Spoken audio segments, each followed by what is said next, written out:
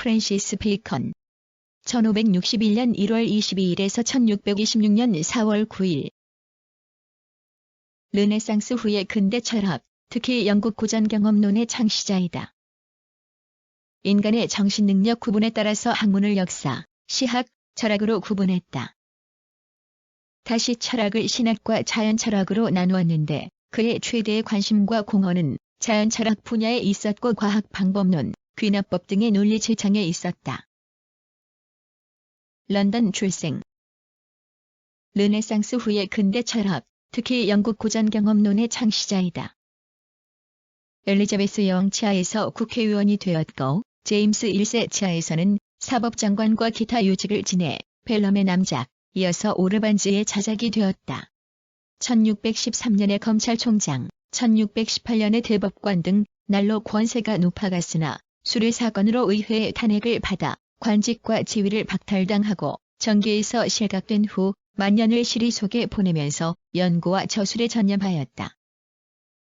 냉정하면서도 유연한 지성을 가진 현실파 인물이었으며 근세 초기의 사상가답게 그 역시 천동설을 신봉하였고 아리스토텔레스에 대하여 반대하면서도 아리스토텔레스적 사고를 완전히 불식하지 못한 전통적인 구사상의 영향하에 있던 사상가였다.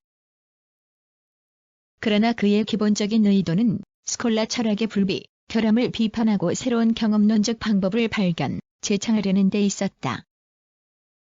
즉, 그는 우주 일체의 활동의 원인을, 특히 우리들 인간이 자유롭게 지배하고 명령할 수 있는 원인을 규명하려고 힘썼으며 그러기 위해서 인류가 현재 소유하고 있는 지적 재산의 일람표를 작성하여 거기에 무엇이 결핍되었고 무엇을 보충하여야 하는지를 분명히 하려고 하였다.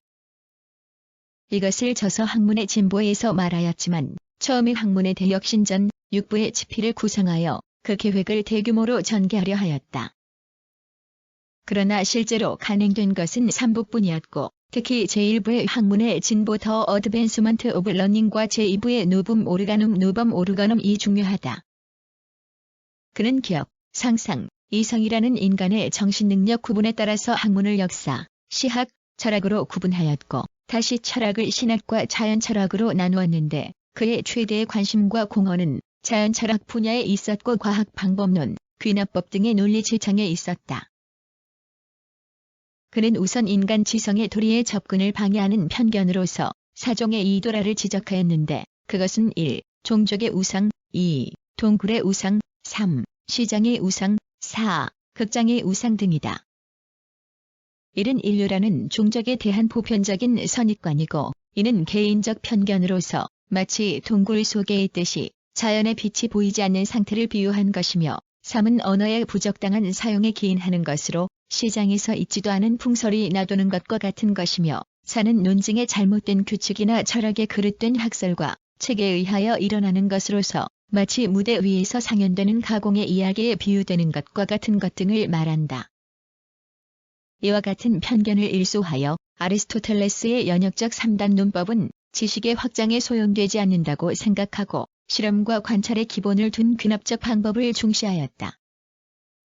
즉, 그것만이 다수의 사례를 모아서 표나 목록을 만들어 사상의 본질을 파악하는 방법이라고 주장하였다.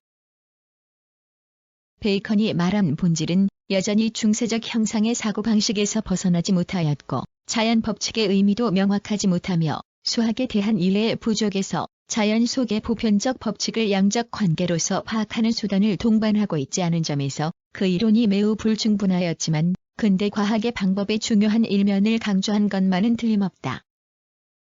바꿔 말하면 베이컨에 있어 형상의 탐구는 형이상학이었지만 그 형이상학의 응용 부문은 미신적 마술과 구별된 자연적 마술이었다. 여기에 르네상스적 마술이 근대 과학의 공학적 기술로 전신하려 한 전환점이 나타나 있다고 할 수 있다.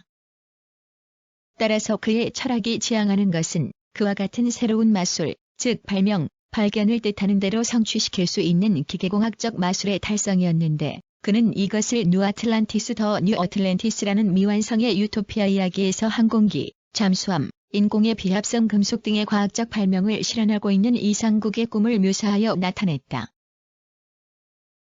이와 같이 과학의 진보에 장대한 꿈을 싣고 과학 연구의 방법을 제창하였지만 그 방법을 실제로 이루는 데 성공하지는 못하였다.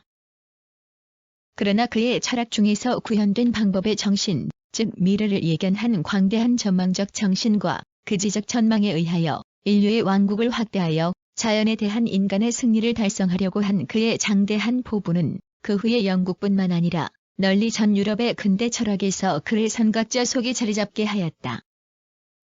베이컨의 실천 철학은 그의 문필의 재능을 보인 수필집에서 비체계적으로 논술되고 있을 뿐이다.